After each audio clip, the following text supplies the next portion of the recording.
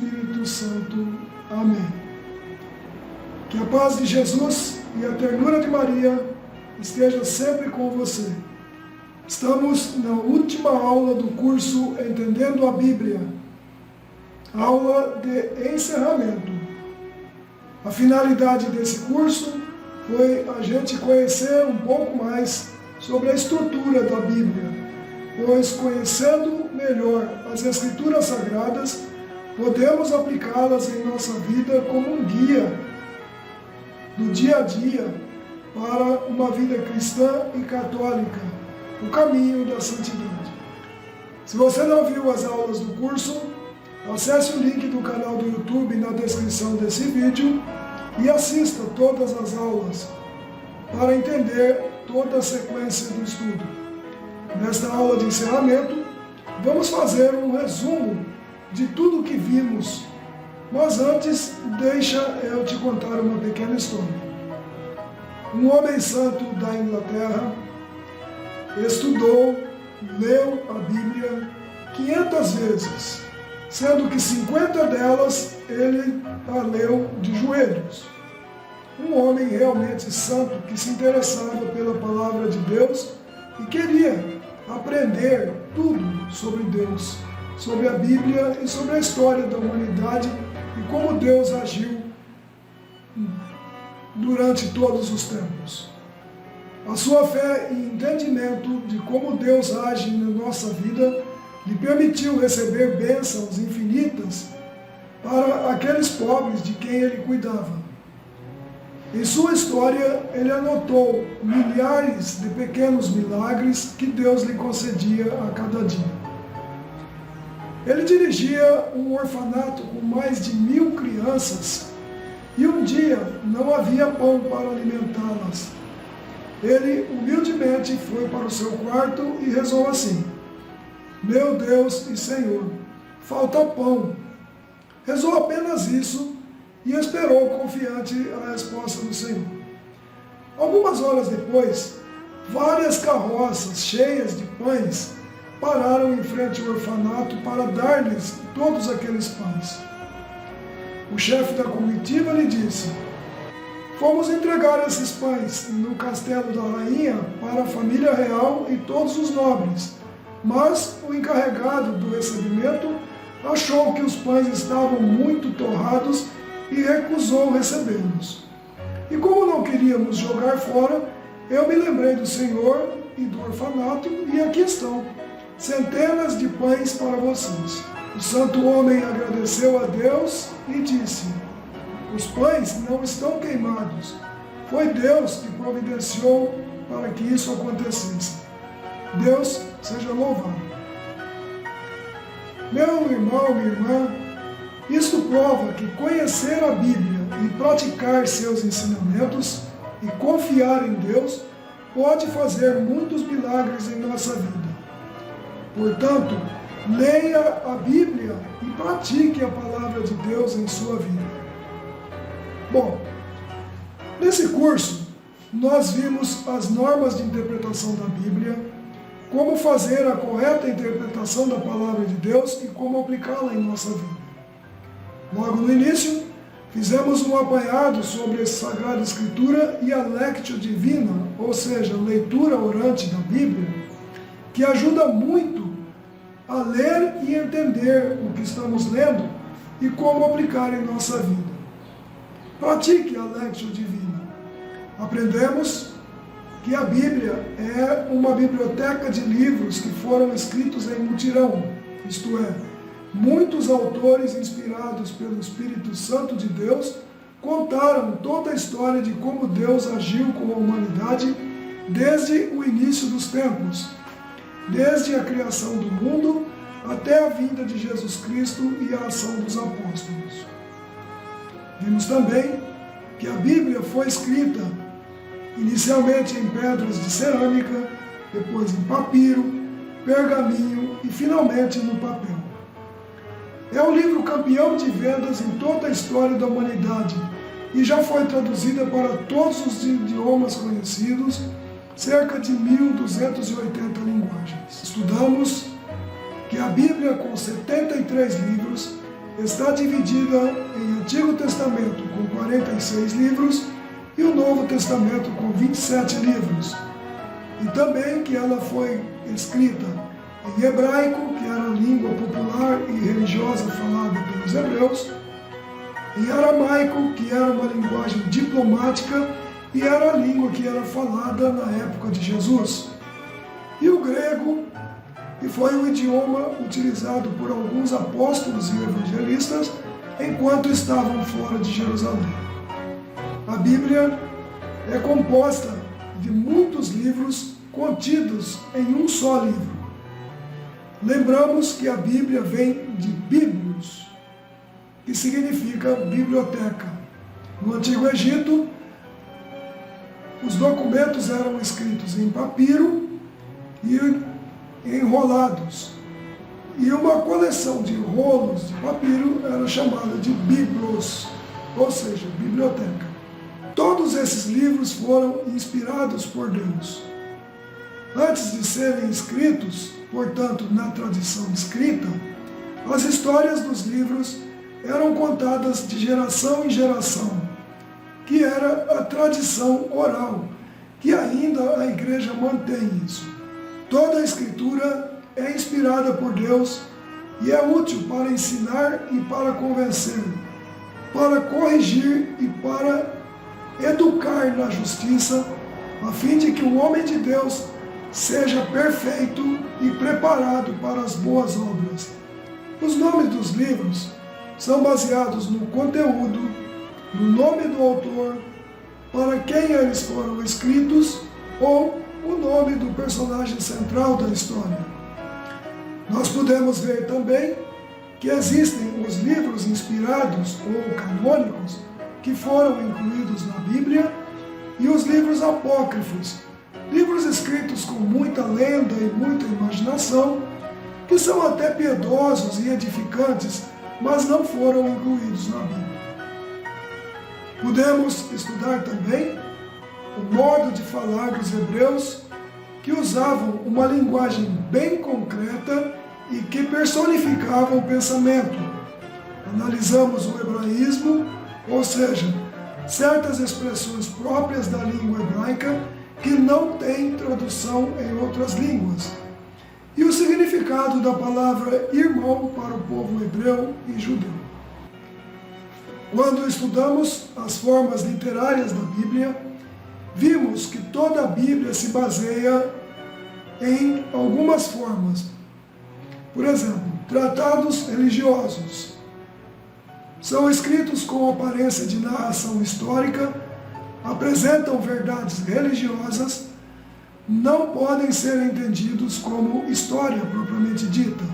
A forma literária de história popular é quando mistura um pouco de história verdadeira com elementos de fantasia. Trata-se de um modo de ensinar a religião. Outra forma usada são as histórias descritivas. Possui uma finalidade religiosa, mas os personagens e os fatos são todos verdadeiros e documentados pela história. O gênero didático são livros que trazem instruções religiosas ou morais, fazem recomendações e dão orientações de vida. O gênero profético apresenta a palavra de Deus através dos profetas, que advertem, repreendem e encorajam o povo de Israel diante da realidade em que vive. O gênero apocalíptico, que são visões proféticas sobre a sorte do povo de Deus. Existe o gênero poético, que apresenta a palavra de Deus à maneira de poesia, usando, portanto, de maior liberdade do recurso literário. O gênero jurídico é a palavra de Deus apresentada sob a forma de lei. É um modo de escrever bem diferente daquele usado na poesia. O gênero epistolar, ou epístola, é uma palavra latina que significa carta. Verificamos também o significado dos números na Bíblia. Os números 1, 3, 7, 10 e 12 são os que mais aparecem. Lembrando que para o povo antigo, Os números tinham um significado simbólico. Assista a aula referente a esse tema para conhecer mais. Falamos também do nome de Deus na Bíblia e o extremo respeito que os povos de todos os tempos tinham para o nome dele. Nós estudamos detalhadamente como estão agrupados os livros da Bíblia, de acordo com as formas literárias utilizadas, seus autores e a composição do Antigo e do Novo Testamento. Aprendemos como manusear a Bíblia pelo nome do livro, capítulo e versículos, utilizando as abreviaturas convencionais para indicar as passagens dos livros. Falamos um pouco da diferença entre a Bíblia católica e a protestante e como era a composição dos partidos políticos na época de Jesus. Concluímos as análises de cada um dos evangelistas e de seus evangelhos e o livro do Apocalipse de São João. Esse material todo foi distribuído em 20 aulas, obedecendo a uma sequência que permite entender gradativamente os detalhes da Bíblia. Agora, o mais importante de tudo isso. Para que lhe serve saber tudo isso? Primeiro, compreendendo a estrutura da Bíblia, fica mais fácil iniciar ou continuar a sua leitura e através da Lectio Divina, a leitura orante. Um dos exemplos de como aplicar esse estudo em nossa vida, e que me marcou muito durante esse curso, eu também aprendi junto com vocês, foi aprender a forma como São Lucas escreveu o seu Evangelho, o mais longo de todos. Como ele escrevia para cristãos vindos do paganismo, que eram gregos e romanos, ele entendeu que essa comunidade precisava de muito apoio e de muito estímulo para se manter na fé. Lucas destaca-se pela delicadeza dos seus sentimentos. Ao ler a sua obra, vê-se que ele tem o cuidado de omitir tudo aquilo que possa resultar não produtivo para o leitor. As partes desagradáveis dos outros evangelhos de Lucas são omitidas, dissimuladas ou atenuadas. Lucas omite na sua descrição toda a situação na qual uma pessoa possa aparecer digna de repressão. E se não pode omitir, explica, tentando suavizar a questão ou então de desculpar. Discretamente, São Lucas deixa fora do seu livro todos os elementos que podem ofender ou causar discórdias. Ele compreende que a comunidade precisa de uma palavra que pacifique e, por isso, omite o que possa ser causa de repreensões ou de censuras. Aí está um belo exemplo para seguirmos nas nossas redes sociais. Parar de postar e compartilhar fotos e notícias que não seja produtivo para quem está lendo. Principalmente notícias ruins e sobre política, seja de qual partido for. Quem quiser e se interessar por isso, por esses assuntos, que busque nos lugares próprios, por sua própria conta, e que você seja aquela pessoa que todos gostam de ver suas postagens. Por acaso, você já viu na minha página pessoal, na página ou no grupo Salve Rainha, alguma postagem minha que não tenha gostado? Você já viu algo desagradável na página do Padre Paulo Ricardo, ou do Padre Marcelo Rossi, ou do Padre Robson, ou da Canção Nova, ou da Rede Vida, ou da TV Aparecida, ou da Associação Evangelizar do Padre Reginaldo Manzotti, ou do Professor Aquino, e de qualquer outro evangelizador católico? Você já viu alguma coisa desagradável lá, alguma notícia ruim? Claro que não. Siga o exemplo. Deixe de compartilhar fofocas, notícias ruins e coisas desagradáveis, publicadas por gente que não tem um mínimo de respeito pelo outro, gente que não ama o próximo, e que utiliza de sua sabedoria, de sua inteligência, para provocar o mal, para provocar sentimentos ruins nas pessoas. Existem, sim, alguns pedidos de oração que são legítimos, alguns pedidos de ajuda financeira para pessoas em extrema dificuldade de saúde ou material, mas procure agir com cuidado. Quando vir um artigo desse, uma postagem dessa, ligue ou fale com a pessoa com quem está procurando através do Messenger ou da rede social. Verifique se é verdade e procure ajudar da melhor maneira. Mas tome muito cuidado para não cair em golpes. Tem muita gente ruim na internet procurando gente inocente, humilde e boa demais para que possam prejudicar. Muito cuidado. Notícias e assuntos que vão fazer quem lê se revoltar, sentir ódio, sentir pena, sentir nojo e ficar triste, devem ser simplesmente desconsideradas, apagadas e nunca compartilhadas. Pare a fofoca e a má notícia em você. Divulgue apenas coisas que vão alegrar o dia de outra pessoa e fazer o dia dela mais feliz, mais alegre, que ela seja mais confiante no poder, na providência e no amor de Deus pela humanidade. Procure bons autores. Existem muitos vídeos e postagens de padres e outras pessoas boas, pessoas inteligentes, que têm a grande intenção de fazer esse mundo melhor. Faça isso você também. Você viu? Eu tirei essas conclusões através da análise do Evangelho de São Lucas. A Bíblia me ajudando a ter uma vida melhor. Outra coisa que eu tenho notado muito no grupo Salve Rainha e em vários grupos que eu participo, pare de compartilhar essas correntes para ficar rico, mostrando muito dinheiro nas fotos ou gente nadando em muito dinheiro, porque rezou para o Espírito Santo ou qualquer outro santo ou santa e ficou rico ou rica. Notícias falsas que o Facebook ou o raio que parta vai dar dinheiro para a pessoa necessitada se você compartilhar aquelas porcarias que eles publicam. Fazendo uma correlação com o Evangelho, onde Jesus conta a parábola do rico e do Lázaro, eu gostaria de alertá-los.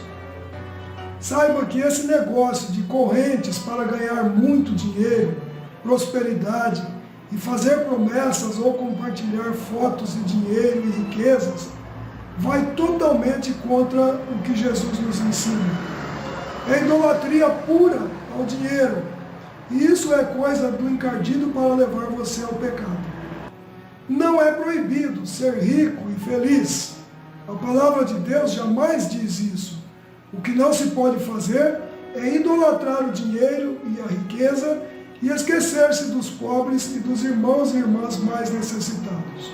É claro que você pode sim ser rico e feliz, porque o próprio Jesus diz que Deus nos dá a vida e nos dá em abundância. Mas, quando se tem muito dinheiro, o encardido faz a pessoa se tornar egoísta e a faz cavar o abismo entre o céu e o inferno, que é mencionado na passagem do Evangelho do rico e do Lázaro. Você encontra na Bíblia desde simples conselhos para viver bem em família, como para agir e se dar bem nos negócios para que sejam abençoados por Deus. Em várias passagens do Antigo e do Novo Testamento, existem exemplos e regras de boa convivência entre familiares, amigos, irmãos e irmãs de comunidade. O livro do Eclesiastes, o livro da Sabedoria e o livro do Eclesiástico ensinam muitas coisas nas quais os atuais gurus dos grandes negócios da modernidade se basearam para agir e ensinar seus seguidores. Esses livros mostram a maneira certa de se ter sucesso na vida, agindo como e conforme a vontade de Deus. Muitas vezes, as pessoas pagam cursos caros para aprender o que tem de graça na Bíblia. Você viu? A Bíblia é uma biblioteca de livros que nos ensina tanta coisa para que a gente possa ter uma vida santa, uma vida honesta, uma vida justa e agradável aos olhos de Deus. Finalizando, fica aqui o meu pedido de ação para você. Leia a Bíblia e pratique a palavra de Deus em sua vida. Os benefícios serão muito grandes. Pode acreditar. Se você está vendo esse vídeo pelo YouTube e ainda não se inscreveu no canal, inscreva-se, curta e compartilhe.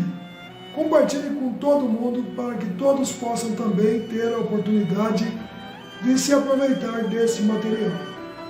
Se você está vendo pelo Facebook, através da minha página pessoal, da página Salve Rainha ou do grupo Salve Rainha, e ainda não curtiu a página Salve Rainha, curta, compartilhe e participe do nosso grupo. E divulgue, convide amigos para participar também, para que todos possam também se beneficiar desta obra. Que Deus nos abençoe e nos guarde e nos ilumine para entender a sua vontade, lendo, estudando e praticando o que está escrito nas Sagradas Escrituras, a nossa Sagrada Bíblia. Em nome do Pai, do Filho e do Espírito Santo. Amém.